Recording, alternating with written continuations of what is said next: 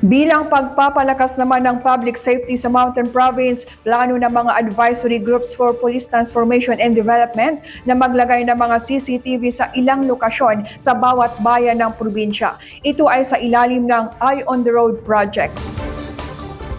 Patuloy na nakikipagtulungan ang Provincial Advisory Group for Police Transformation and Development of PAG-PTD ng Mountain Province sa Pulisya upang panatili ang kapayapaan at kaayusan sa komunidad. Tinalakay ng PAG-PTD nitong Huwebes ang mga mekanismo sa planong pag-install ng mga CCTV camera sa ilang lugar sa iba't ibang munisipalidad. Ito ay sa pamamagitan ng Eye on the Road project na naglalayong maiwasan ang mga krimen at tumulong sa pagresolba ng mga sakuna. Yung Eye on the Road project po ng PAG-PTD is ito po yung actually the procurement and installation of CCTV cameras. Of course, especially from the capital town of Puntok into the other municipal police stations po.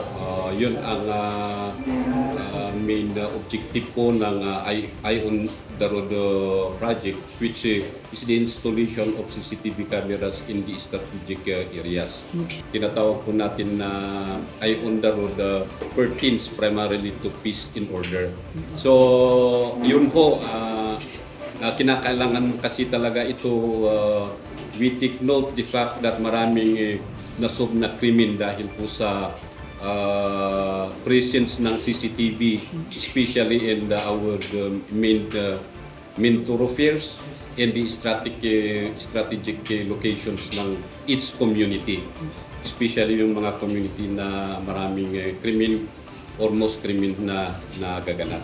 Para naman sa ilang estudyante at manggagawa, in case of that, dahil kasta nangyari dyan ikot di college na dahil quite bad nga ng quite dyan may isang student nga kakadwan. Ada evidence tayo nga tantay number dahil lugan or ada evidence nga mang i-report dyan na populis takno dahil for municipalities noon niya ti papananda mabalin nga karangan. Then tapos no ito'y bontok dahil estudyante gamin every night ya lumwarda. Tapos no in case of dahil adati agbugbog or adaday agbulbuli adaday CCTV nga evidence in case ya kailangan. Tapos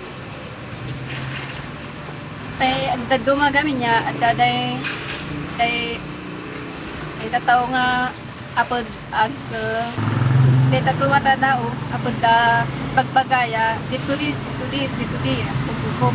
Tapos in case nga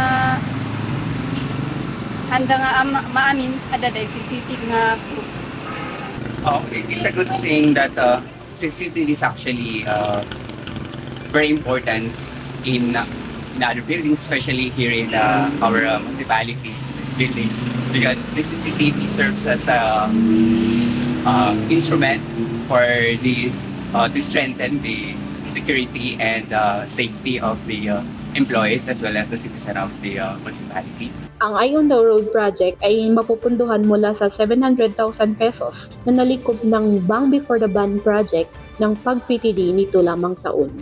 Inaasahan naman ang paglalaan ng mga lokal na pamahalaan ng counterpart para sa ibabang kakailanganin sa maintenance at operations ng CCTV.